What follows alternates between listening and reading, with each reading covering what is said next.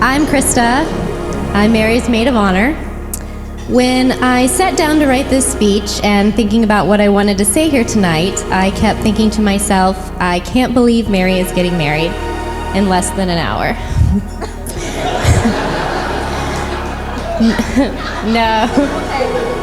No, of course, I have been writing this speech for months. Mary said if I do a good job, I could also be the maid of honor at her next wedding.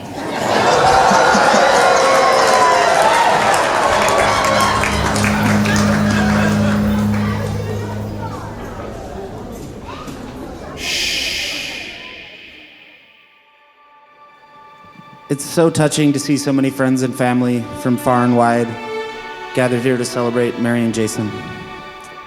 We're all here for the same reason. We love Mary and we want to tell her that it's not too late.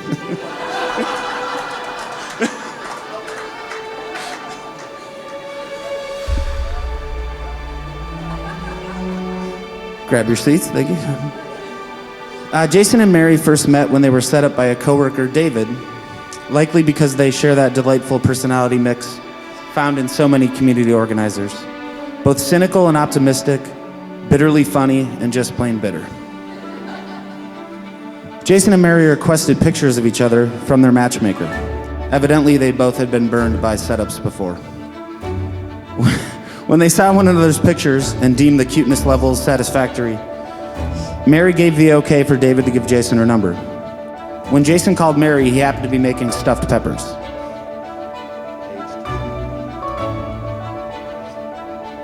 Mary loves to cook, so she asked what he was stuffing the peppers with. After not hearing meat as any of the ingredients, her tone darkened. And she asked, "Are you a vegetarian?" Apparently this was a deal breaker for Mary. Jason does, in fact, eat meat, so the first date plans proceeded. Here's me. I am Jason's best man, Nick.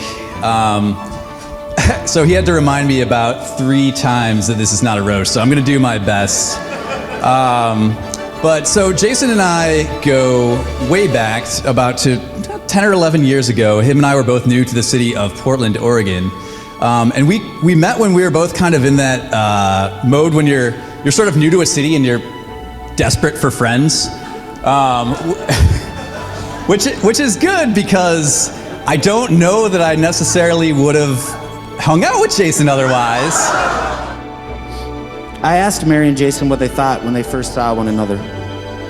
Mary said, "He was sitting down, and when I got closer, he stood up, and he just kept standing up."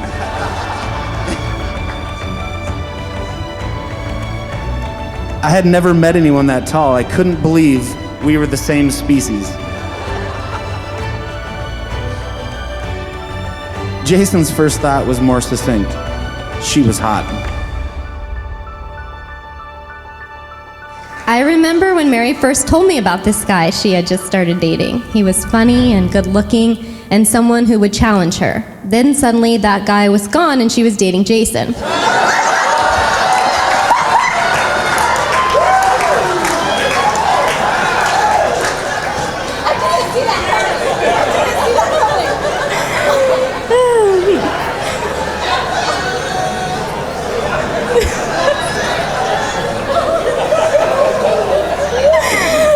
Serious. Okay. If you know Mary, you can attest that she's kind of annoying. I didn't write this. She laughs at her own jokes. She plays adult recreational volleyball like it's college tryouts. She undersells everything, and yet also does her version of a touchdown dance when anything goes well. She's both an extremely hard worker, but someone who can get full-on lazy with 15-hour binges of Criminal Minds. Until I met Mary and realized that she is just a spitfire that can give it back just as much as she takes it. And watching her and Jason together was like this Wile E. Coyote Roadrunner situation where Jason would just say these absurd things and set these traps for himself, and Mary would just let him walk right into them. And it was magic. I mean, really, watching the two of them together, it was very apparent from the get-go that Jason had just met the right girl for him. Like, this was very apparent from the get-go. If you know Jason, you can attest that he's kind of obnoxious. You want to hate him because he's so opinionated and judgy, but he's so charming that you can't, and that irritates you even more.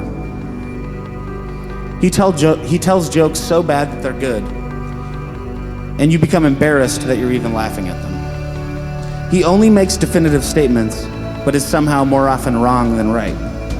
And yet, he's right just enough that he still acts like a know-it-all.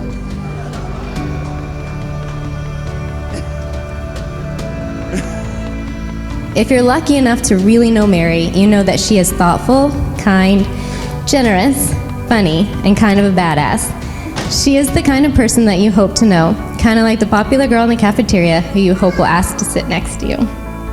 Mary has given me the privilege to know her true self and her life, and part of that is why I'm so happy for her today. Marriage to Mary was not about finding a husband, but finding a partner in life, someone she could trust and let herself love and be loved. Mary, you've been a terrific volleyball player for most of your life, and you know what it's like to be part of a winning team. Jason, you told me that you played some kind of college baseball in Kansas, I think, but I have not found any record of it on the internet, and I don't believe you. So this will be your first winning team, and we're all really proud of you. Anyone who's been part of a winning team knows that it's not always a smooth road. There will always be bumps along the way, trials and trying times, difficulties and disagreements. But you both have the love, the determination, the commitment, even the stubbornness to overcome all of those obstacles that life is bound to put in front of you on your way to becoming a winning team now and forever. I think all of us here are absolutely certain of that. But Mary, you should probably be team captain. I now invite you to exchange your wedding vows.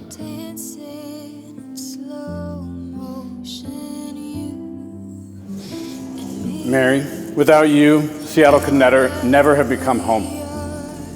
6 years seems like both an eternity and the blink of an eye. It amazes me how much you've helped, encouraged, required me to grow. As many here can attest, you're my voice of reason, but also a willing co-conspirator. I'm so thankful for your patience and willingness to entertain my randomness. Without fail, you're always the most thoughtful person in the room. You always know what everyone needs, what everyone needs before we do.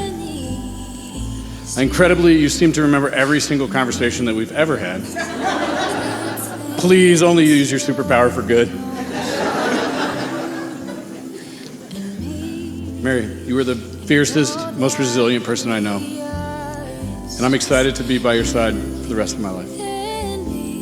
I vow to keep you as my favorite person, to laugh with you, go on adventures with you, to support you through life's tough times, to be proud of you, to grow old with you, and to discover new reasons to love you.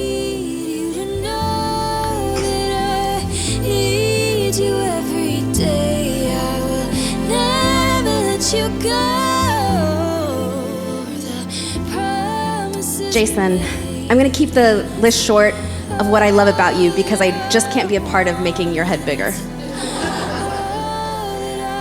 I love your humor and your wit. I love that elderly women absolutely adore you.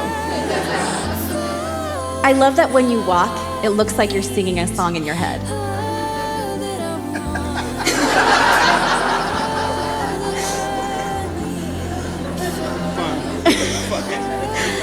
I love how much you loved Olipop and how much he loved you.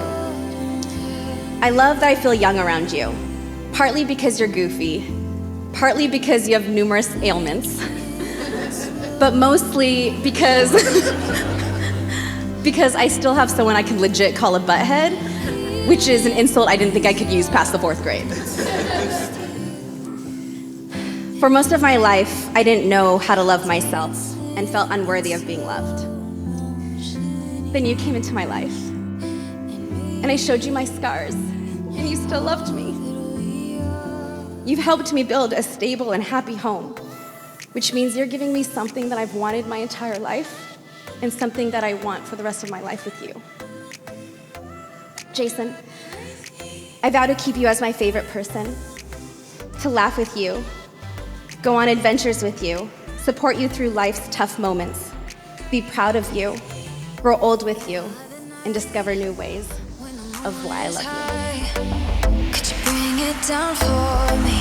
Take a sip of paradise, here below the lights. All the people looking up, overhead a billion fires. Jason, do you promise to ask 25% fewer questions? Do you promise to remove spiders and everything else that Mary deems gross? Do you promise to limit accidentally scaring her to once a year? Do you promise that Mary will never be in need of a step stool because you will get everything she cannot reach? Do you promise to let her nap on the weekends, noise-free, and most importantly, guilt-free?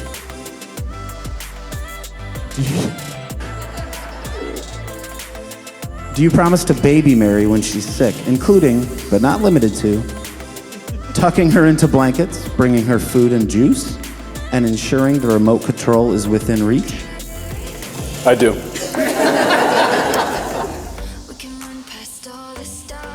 Mary, do you promise to embrace Jason's love of the outdoors and go on at least one hiking trip a year?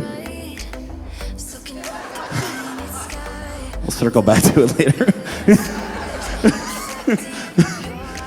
Do you promise to let Jason put his cold feet on you during the winter months?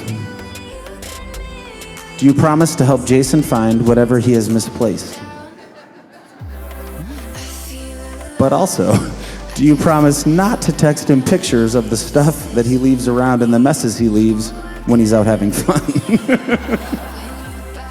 He's asking a lot out of you. Do you promise to pretend to show interest when Jason talks about whatever is holding his attention that month? I do. By the power of Grayskull, I now pronounce you husband and wife.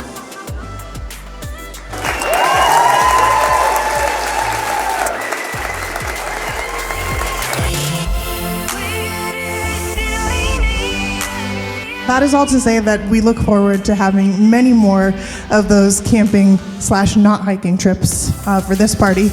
And we love you. We're so excited for you and just all the best. Our full back. Oh, I gotta go this way. That feels great. I'll keep you safe. Yes. That's what men do.